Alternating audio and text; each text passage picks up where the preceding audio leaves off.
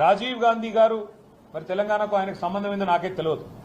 రాహుల్ గాంధీ దగ్గర మార్కులు కొట్టేయాలంటే మీ గాంధీ భవన్లో పెట్టుకో, లేదా జూబ్లీహిల్స్లో నీ ఇంట్లో పెట్టుకో, ఎవరు వద్దంటలేదు.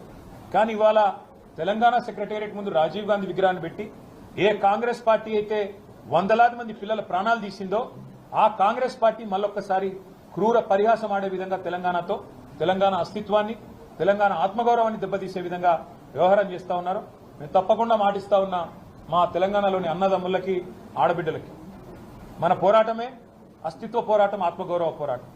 తప్పకుండా మనం మళ్ళీ తిరిగి వస్తాం. అది కాంగ్రెస్ వాళ్ళకు తెలుసు, మీకు తెలుసు, మాకు తెలుసు.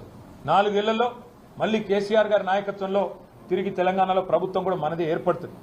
ఏర్పడ్డ తర్వాత వెంటనే తప్పకుండా రాజీవ్ గాంధీ గారి విగ్రహాన్ని అక్కడి నుంచి సకల మర్యాదలతో తొలగిస్తాం. అక్కడి నుంచి వారు కాంగ్రెస్ వారు ఎక్కడికి కోరుకుంటే అక్కడికి తరలిస్తాం. అక్కడ మాత్రం ఖచ్చితంగా